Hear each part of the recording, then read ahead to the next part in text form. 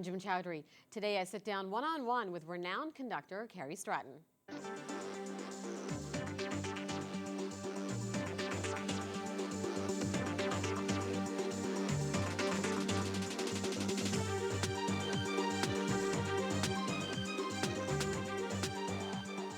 He's been hailed by some as a genius and has conducted orchestras in Europe, North America, and Asia.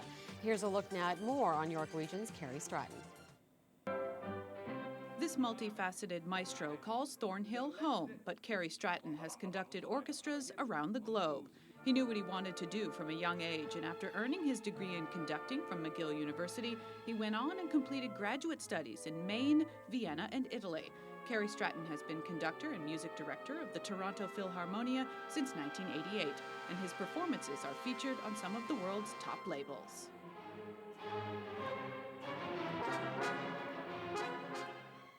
So Kerry, do you remember the first day you ever took the stage or took on conducting? What was that like? What was happening at that time? The very first day? Mm-hmm. No, to be honest, I can't remember the first day, but I can remember my very first concerts, sort of a cluster of opportunities that came to me when I was in my teens. And one of the first ones was in high school when my music teacher said, "You want to conduct so badly, you can conduct the band at the assembly."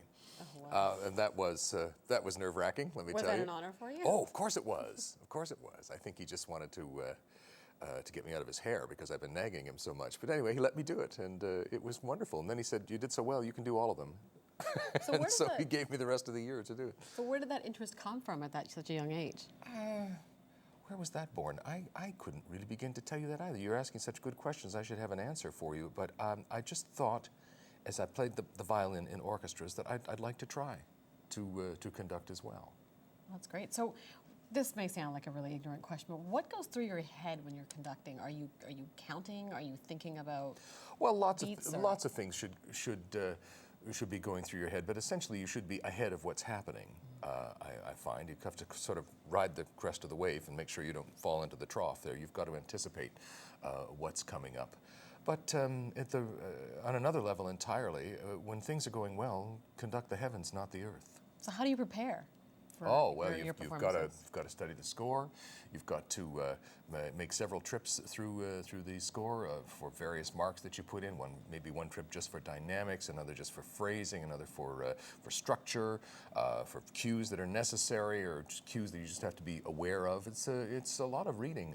It's a lot of study, and it tires. It really does. I read an interview with great conductor Sir George Solti, who said, "I can only do about 10 pages and then I have to rest." And if a mind as great as Solti has to rest after 10 pages, you can get an indication of how much has to be retrieved from the document. So now, I was reading a couple of things about you, and I understand that Leonard Bernstein has been a really large influence on your life. When I was a boy, so how did that? When I was a boy in Belleville, we used to get, this was before cable, all right? Imagine that, I would say that for Roger's sake. You used to have to turn the television aerial on top of the house. So I would stay with my grandparents who had a farm, and the signal would come across the lake from Lake Ontario very clearly from these American stations. So I was able to watch Leonard Bernstein's Young People's concerts. And I thought this was the greatest thing I'd ever seen. I couldn't believe the power of that man to teach. He was contagious. So did you have a lot of music in your house growing up? Not really, no. What I thought was kind of interesting about my childhood was that though there were no musical instruments, there was also in the car no radio, but everybody sang. They all sang. My uncle sang, my mother sang, people sang when you drove the car. So how did that feel for you? I mean, what sort of becomes, for a lot of people, music can be very exhilarating. It can be like breathing. I mean, what is it for you? I mean, you're a conductor. You obviously have a really large breadth of knowledge and passion about this. Well, beyond the technique, it has to move you. A great performance either moves you or it doesn't. And ever since I can remember, for as long as I can remember, music has meant something to me, which is why I might go on to add, I think the thing that is affecting music negatively now is its over-availability. Okay. Can you elaborate on that? Sure. You can go on the subway or in an elevator, and somewhere, somehow, somebody's playing music. Could be anything. I read an article that got a lot of attention about using symphonic music to clear various public areas, to play it through symphony, through the speakers, to clear people away so they wouldn't loiter.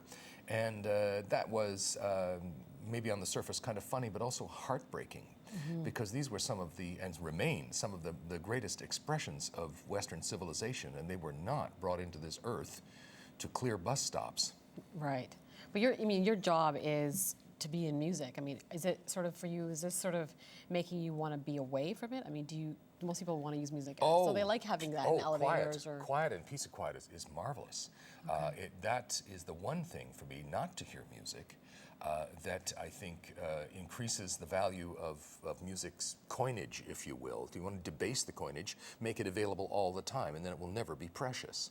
I once tried to find out if there was any restaurant in our neighborhood where there was no music whatsoever. If I could just go and have a Guinness or whatever, right, and not have to listen to The Girl from Ipanema one more time. And it couldn't be found. That's quite a popular. Couldn't be found. Song, yeah. What do you listen to in your spare time? I mean, do you listen to music when you're, or because I know you said you like quiet time, but yeah, I enjoy the quiet time. When I listen, I find that I'm listening now to things that I will be conducting in the future, so I don't hesitate to listen to various performances. In the car, which is the modern day concert hall, I listen to jazz because I'm amazed at it.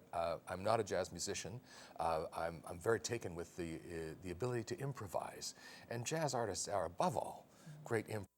And that is perhaps the only field where that's really an expected ingredient in music making now. You have to be able to do that. It's not so much in orchestral music anymore, but it used to be. There was a time when all the solos were improvised on the spot, and that shows what kind of artistic whimsy does this musician have.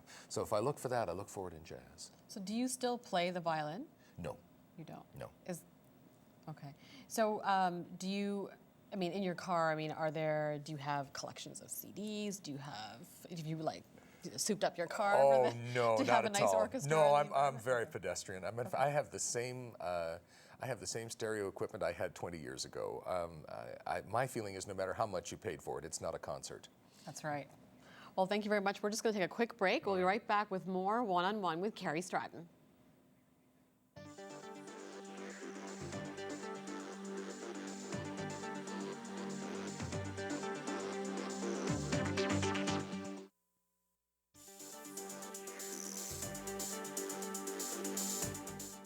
Quite recently, within the last couple of months, Kerry came to me. He had a couple of programs he was conducting in Taipei, and there were problems. Now, especially, he had to deal with a singer. He knew that he was going to do some opera things, and the recitative, what they call recitativo accompagnato, they can be quite difficult. You have to be very flexible, and you have to anticipate what the singer is going to do, because the singer's, and you have to hope that she knows what she's doing as well as yourself. So he knew that opera it was well in my background, so he came to me for help. And first thing he brought me was the Baratella from the first act of Pagliacci. It was a wonderful soprano aria, and it's not that it's difficult, but it's just one of those things where the singer and the conductor better be in sync. And when he came back from Taipei, I said, "How did it go over there?" He said, "Well, the orchestral things went fine." And he said, the singer was, well, he said, it wasn't like you. I mean, let's put it this way, she was not as precise or as, she was rhythmically not precise at all. And musically, it wasn't like you. But I'll say one thing for her, she had a much better voice than yours. And I accepted that insult because my voice is pretty bad when I sing. I was playing it for him and singing it, and he was conducting me, and that's how we worked. So he didn't like my voice. I don't understand it. My wife doesn't like my singing voice either. You've often said, musical scores to you are like wine. Can you explain that? Well, that was the answer to a question about why some scores, why some pieces. Let's just say why some pieces of music are played, and why others aren't. For example, we were talking about Czech operas, and the one Czech opera that does very well in North America is The Bartered Bride. It's got some great melodies. It's got a good story. It's a delightful comedy. It's a wine that travels well. All right, but he wrote lots of operas. Did Smetana, and Ubichka has never been done here. It's got a good story. It's full of great melodies. It simply doesn't travel well. I don't know how else to explain it to you. Some pieces work, some don't, and that's how they travel. Okay, so you've actually been recently honored in the Czech. Yes, I was astounded. So how did that? Too what late was to that take like it back. For you? What was that like for you? What was that like for you? It was, in a word, it was moving, because I had no idea that it was coming. I was in some very illustrious company, very touched by it all. A moving ceremony, and everybody likes to be, I'm sure, recognized for work, and that touched me deeply. So what was the award for? For my conducting of Czech music and my cultivation of Czech music around the world. You have been described as someone who's been a devotee of the Czech music, Yes, and I love it it. translates to literature. Oh, sure. So tell us about where that passion came from. I wish I knew. The best thing I could say is that I have always been attracted by their peculiar melancholy.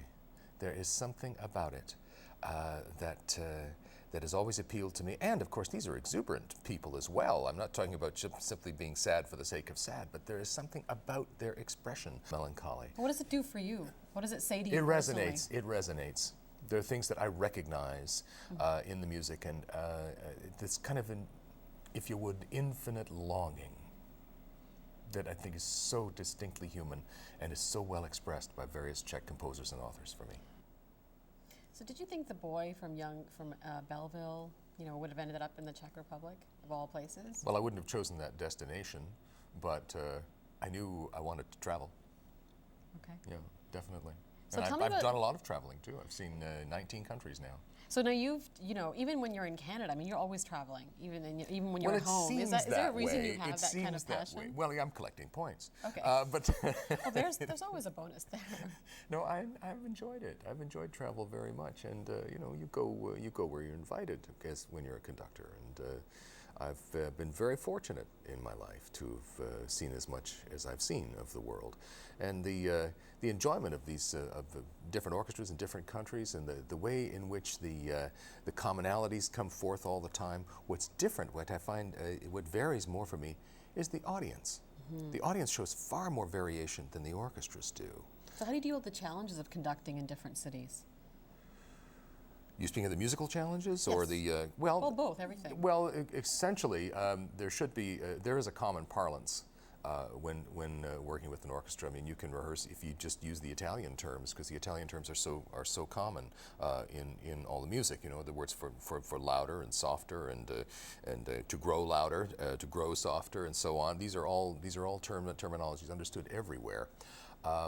But you have to be clear. Your whole point in getting up there is not to talk so much, Right. but to make your intentions very clear by your conducting technique. Somebody once asked Laurence Olivier a very straightforward and brilliant question. Said quite simply, "What makes you such a great actor?" Mm-hmm. And Olivier paused for just a beat, and he said, "My technique and its application." And that is that's a great summation. Every conductor should know that answer as well. Was that what makes you a great conductor? I don't think I'm a great conductor, but I'm certainly deriving a lot of pleasure, and I'm hoping I'm giving a lot of pleasure to a lot of people in this life. But good technique is absolutely essential, and it's what I've always tried to impart to my students. Be as clear as you possibly can, so you don't have to stop and give a lecture. Just quickly before we go to break, what's your most treasured accomplishment up to this date, do you think? My family. Was that short enough? You've got 3 children. You didn't specify. You left my whole life open. My greatest accomplishment is my family. I adore them. I have 3 children, yes, 2 sons and a daughter, and a wonderful wife. So what kind of role do they play in your life now that you're so busy, but you obviously make time for family? And Yes, well, they're my heart's delight. What kind of role do they play? They are the center of my existence, really. I can't think of any other way to describe them. What do you think? I guess do you play music in your house, or what's your house like on an average day? I know all the words to Boo Boo Choo Choo. We play lots of music. You play all the baby rhymes. Oh no, well we have Thomas the Tank Engine going a fair bit, and there's a lot of songs in there. Yes, music goes all the time, and the children absolutely love it, and it's a delight for me to see how naturally they respond. And they respond in such a way that this is what it was intended to do in the first place. And I get to watch it every day. I get to watch my children respond to music's siren call. Oh, that's great. We're just going to take a quick break right now. We'll be right back with more One-on-One with Kerry Stratton.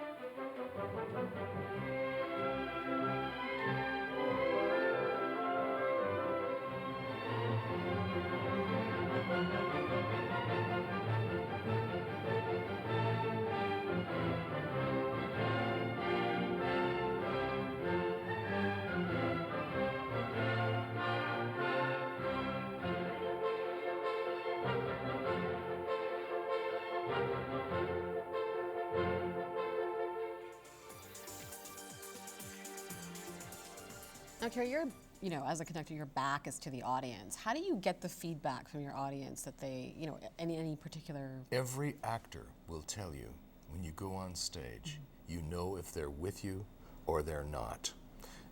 It's faster than telepathy, but when you know they're with you, you can feel it. I can't explain it any better to you than that, but you also know when they're not, which is where I think the origin of flop sweat.